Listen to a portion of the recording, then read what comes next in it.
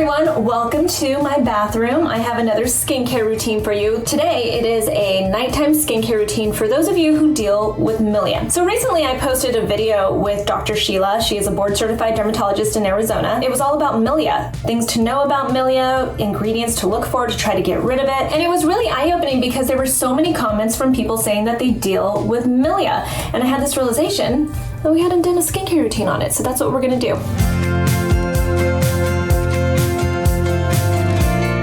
If you're new to my channel, my name is Susan Yara. I have been in the beauty industry for about 2 decades. I started off as a beauty editor. I now have my own skincare line, and I really love talking about skincare specifically on this YouTube channel. If you're unfamiliar with Milia, I will leave a link to the video that I shot with Dr. Sheila, but really briefly, it is basically a cyst underneath the top layer of your skin. It sounds scary when you call it a cyst, but it's not that big of a deal. It's basically just a buildup of keratin and sometimes of like your skin. So you can't really pop it the way you could with like a whitehead or a closed comedone. You have to be really careful because you don't want to cause scarring. That's one of the big issues. You just want to be really gentle with your skin because it can cause damage. As far as getting rid of your Milia, if you actually don't know, if you're not sure that what you're dealing with is Milia, I really highly suggest you see a dermatologist. And I say that knowing that it's not that easy to just get in and see a dermatologist, but I do recommend seeing a professional for this because you just never want to confuse something that you're dealing with and it turned out to be a whole other issue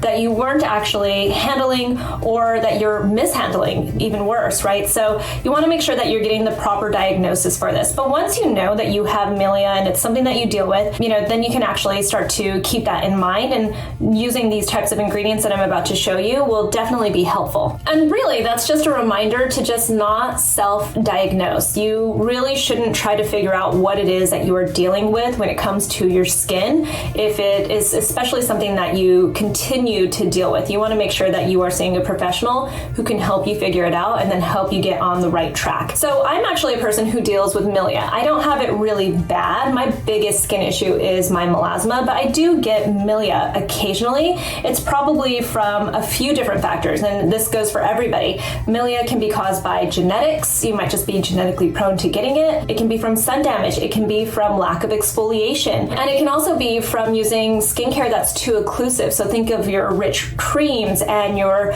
thick oils. You want to make sure that you're not using ingredients that are just too rich for your skin. I used to get it around my eyes, and one of the reasons you guys hear me say that I don't use rich eye creams at night, there are a couple of reasons, but one of those reasons is because if I use something that's too rich around my eye area specifically, just at night. During the day is a whole different thing, which is also what makes it so strange with Milia. You just really have to pay attention to how your skin is reacting to stuff. But if I use a really rich eye cream at night consistently, I start to see a buildup of some Milia around my eyes. It's just one of those things where you need to just pay attention to what it is that you are using and how your skin reacts to it. Another thing, if you are starting to just realize suddenly from like watching this video or other videos or Googling, whatever it is, and you realize that you have been dealing with Milia, you have Milia on your face, my suggestion is to go see a professional, a dermatologist, a medical esthetician.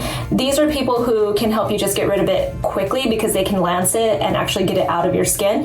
This is not something I suggest that you do at home. You absolutely have to see a professional. And there are also, weird rules around whatever state that you're into about who is actually allowed to do this. So, keep all of those things in mind. Go see a professional who is allowed to do this and knows what they're doing. As far as at-home care when you deal with Milia, if you're a person that is prone to Milia, you just want to make sure there are a few things that are always happening in your skincare routine. One, you want to wear your sunscreen and just protect your skin from sun damage in general. This is for a ton of different reasons, but Milia could also be one of those reasons. So you want to make sure you're wearing your sunscreen, wear a hat, do anything that you can to protect your skin. Exfoliation is key, but just like with any other skin issue, you want to make sure you're not overdoing it because that can lead to, trying to overcompensate, whether it's your skin becoming too oily or, you know, becoming dry and irritated, and then you have to then put on really rich creams. So you don't want to cause a cycle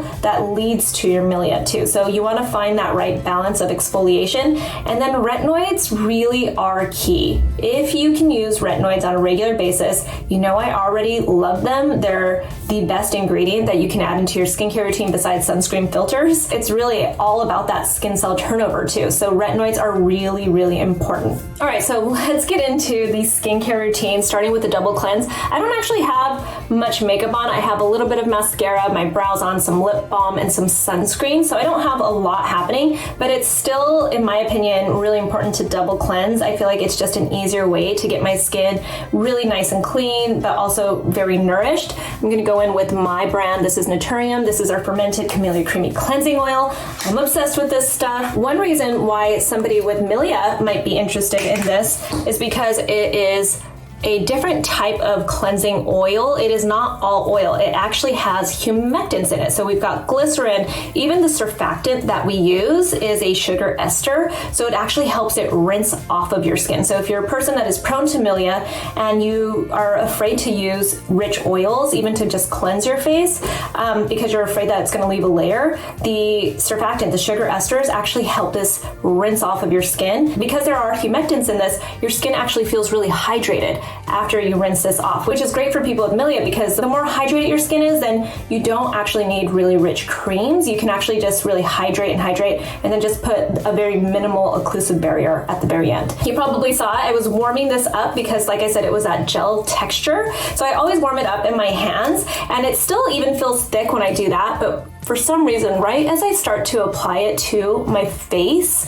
I don't know if it's that warmth or something, but as I do that, it really just breaks into this light oil texture. And I love that feeling so much. And you just use it like a regular cleansing oil. You put it onto your dry skin, add some water to emulsify it, and then you rinse it off and go in with your next cleanser. So I'm gonna do that, and I'll be right back.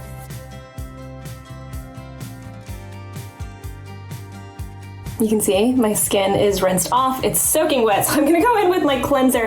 This is from Clinique. I've been using this recently. It's the All About Clean Liquid Facial Soap. And you'll see the word mild. That's kind of key. You really don't want to overdo it with your cleanser. You just wanna make sure that your skin is nice and balanced. That's really a big deal for all skin types, honestly, but especially if you're dealing with milia, you wanna make sure that your skin just feels nice and balanced and hydrated and nourished when you clean it. So, just gonna clean my face. I need to add more water because I was talking too much. So I'll be back. All right, so you saw that I was using that really nice, gentle, mild, no frills cleanser for my face. Cleanser though is an opportunity for you to get in some exfoliation. It just really depends on what it is that you're going to be using throughout the rest of your routine. And in this routine, I'm gonna have a retinoid and AHAs in my routine. I know, don't worry, you'll see what I mean. It's not anything wild. So that's something to keep in mind too. In this routine, I'm keeping the cleansers really mild, but for other people, you can also try to use your cleanser as an opportunity to exfoliate. So the next product I'm going to apply is this one. This is also from my brand NATURIUM. This is the Azelaic Topical Acid 10%. So this is more of a hydrating type of serum. It's really light on the skin, and the reason why I chose this over our azelaic acid emulsion for this specific skincare routine is not that you can't use the emulsion as well. I actually use that morning and night in my skincare routine. I chose it for this routine because it's really hydrating. The ingredients in here are very hydrating. There's also niacinamide in here, and there is a vitamin C derivative that's just very nice for the skin. It's all really gentle, and the reason why I think azelaic acid, I mean, you'll hear me talk about this all the time, how much I love azelaic acid. The more I learn about it, the more I use it, I just love it. It helps to really soothe and calm your skin, but it also gives you a very, very, very gentle exfoliation. And you can use it with ingredients like AHAs and retinoids. So you can use it in the same routine. So you're layering these ingredients up without as much worry. I went with this version because it uses an azelaic acid derivative that can actually be used in this kind of hydrating type of serum instead of more of that like lotiony feel. And the reason why I think that's important for a Milia routine is because you want to have light hydrating ingredients on your face versus having too many of the rich occlusive ingredients like the creams on your face. All right, so I'm going to throw everybody off and I'm going to go in with an eye treatment. This is from Renée Rouleau. This is the overnight eye serum. And you're gonna understand as I explain this, why I chose it for this video. So a lot of people, whenever I talk to them, myself included, from my own personal experience, whenever they say that they are dealing with Milia, I hear a lot of it is around the eye area. And that always tells me that they're getting their creams and stuff too close to their eyes, or they're using really rich eye creams, right? This one is a serum texture, so you can see it's very light and hydrating for the skin, but the key ingredients here are lactic acid and glycolic acid in here. It's a chemical exfoliator. It's an exfoliating treatment for the eye area, and like I said, it's very, very light on the skin, so it's very, very hydrating. So if you are dealing with Milia around your eyes, you want to gently exfoliate on a regular basis, and this is a great way to exfoliate just a little bit more than usual without exfoliating all over your face, especially if you don't want your skin to get sensitive. This is a little bit spicy for some people. It really depends, so you need to patch test it. You need to go slowly if you use it, but it is great for people who have Milia around the eye area specifically. You know, too often I hear people say that they use physical exfoliators to try to get rid of their Milia. They're trying to be really, really rough to get rid of it. That will aggravate it more and potentially make it worse. So you want to use something like this that's more of a chemical exfoliant and going to hydrate your skin at the same time. All right, so in your nighttime skincare routine, this is where it becomes so personal for everybody. My nighttime skincare routine almost always has some type of a retinoid in it, but throughout the week, my retinoid varies. Twice a week, I try to incorporate my tretinoin, so that is at a 0.025%. My skin always like tells me, you know, sometimes if I've like overdone it, and sometimes I have to back that down to only once a week. It's gonna take my skin forever to get used to using tretinoin. It's just the way my skin is. This is where it gets personal. Some people can put it on every single night and they love it and swear by it. I'm not one of those people. So on nights when I'm not using my prescription tretinoin, I try to use an over-the-counter retinol. So I usually go in with like my brand, NATURIUM. The retinol complex cream is my go-to. I love that stuff so much. Or I'll go in with a product like this from Somerville. This is the KateCeuticals Resurfacing Overnight Peel. Of all the products in this collection, this is by far my favorite. It's so cool because it has glycolic acid in it, it has niacinamide in it, and it has an encapsulated retinol in it. So these are like three of, it's like almost like talking dirty to me. Like it is the most amazing combination of ingredients for a nighttime treatment, and you're getting your glycolic acid with your retinol. It really is nicely formulated for that. And it's also in a formulation that feels kind of nice and creamy. So this can be your one occlusive, your moisturizer that you use for the night too, because it's in a moisturizer base. So it's really great for people that have Milia because you're knocking out a bunch of different ingredients that you need to keep your Milia under control. You've got your AHAs, your glycolic acid to exfoliate. You've got your retinol in here, and because it's encapsulated, you have less of a chance of the irritation, especially combined with the glycolic acid. You know, you probably hear people say not to exfoliate with like a glycolic acid and a retinol all in one routine, but this is different because it's a product that combines it. And then it has niacinamide to really help support your skin barrier. So you saw that I put the eye serum around my eye area. So what I'm going to do with this is I'm going to avoid that area, knowing that I already put those types of exfoliating acids around my eye area. And I'm just going to focus it more like in this general area and right here. You know, and there's always, you know, the chance that your products will kind of spread a little bit. So that's something to keep in mind. And this is one reason, again, why you want to make sure that you are watching what you apply to your skin. You make it personal, you go slowly with it, you patch test, you do all of that. You don't want to go like balls to the wall, just, you know, like starting these types of exfoliating products and using them every single night. You want to start once a week, then move it to twice a week, and just really see how your skin does. You might find that twice a week is all that you need. And then on other nights, you might just want to use a really light gel cream.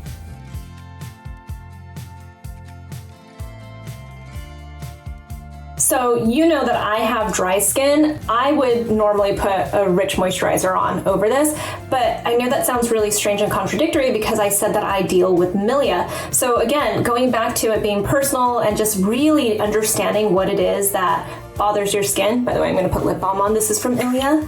This is their lip wrap. It's really nice and light. And for people that actually get Milia in this area, this is a really nice lip balm for you because it just kind of stays on your lips. Again, you want to watch how your skin is reacting. I can use really rich creams, like all of the rich creams that I have mentioned before in any of my videos, they never, ever give me Milia.